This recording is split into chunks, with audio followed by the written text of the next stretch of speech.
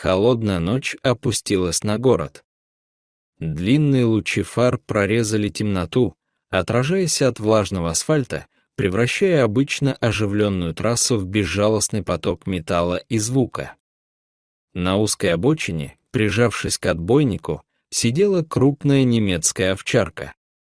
К ее телу жался крошечный, дрожащий от холода щенок, шерсть которого была еще мокрой от недавнего дождя. Александр, сотрудник дорожной службы, возвращался после долгой смены, когда заметил у дороги два темных силуэта.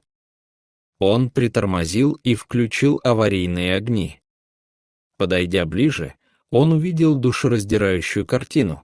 Глаза собаки были завязаны грубой тряпкой, примотанной веревкой к ограждению. Она была слепа и привязана, а ее щенок, тяжело и часто дыша, прижимался к ней, словно ища последнее убежище. Александр действовал медленно и осторожно, зная, что любое резкое движение может испугать и без того напуганных животных. Его напарница, Екатерина, перекрыла одну полосу движения, создав безопасную зону. Говоря спокойным, ласковым голосом, Александр протянул руку к собаке. Сначала она вздрогнула и отпрянула, но в его тоне не было угрозы, только желание помочь. Постепенно ее напряжение стало спадать, она позволила ему приблизиться. Аккуратно, чтобы не причинить боли, Александр развязал грубый узел, освобождая глаза собаки. Когда повязка упала, овчарка моргнула, ослепленная светом фар, и неуверенно посмотрела вокруг. Екатерина тем временем укрыла животных теплым покрывалом, защищая их от пронизывающего ветра. Было ясно, что щенок в очень плохом состоянии, истощенный, обезвоженный и, вероятно, в шоке. Решение было единственным — немедленно везти их в клинику. Александр открыл дверь служебного автомобиля, застелил заднее сиденье покрывалом и бережно взял на руки дрожащего щенка. Собака, преодолевая страх и замешательство, без колебаний последовала за своим щенком. Ее материнский инстинкт оказался сильнее любого страха. В ветеринарной клинике их уже ждал дежурный врач Виктория. Осмотр подтвердил худшие опасения. У щенка были сильное обезвоживание, инфекция и последствия глубокого стресса. Его немедленно поместили в кислородный бокс и начали интенсивную терапию.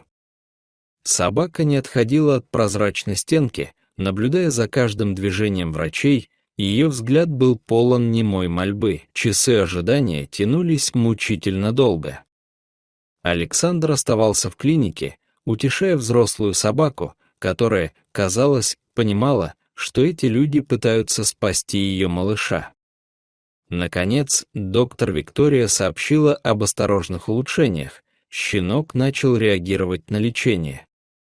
Кризис миновал. Дни, проведенные в клинике, стали временем медленного, но верного выздоровления.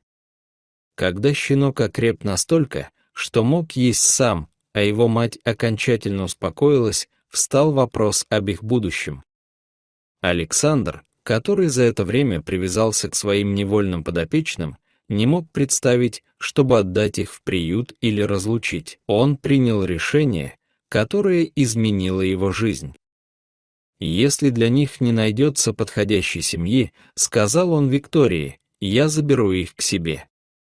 Екатерина поддержала его. Так холодная ночь на трассе, начавшаяся с отчаяния, завершилась теплым утром в новом доме.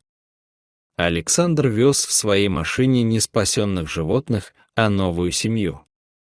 Щенок, уже более бодрый, устроился у него на коленях, а его мать, мудрая и спокойная, смотрела в окно, словно понимая, что худшее осталось позади, и их жизнь вместе только начиналась.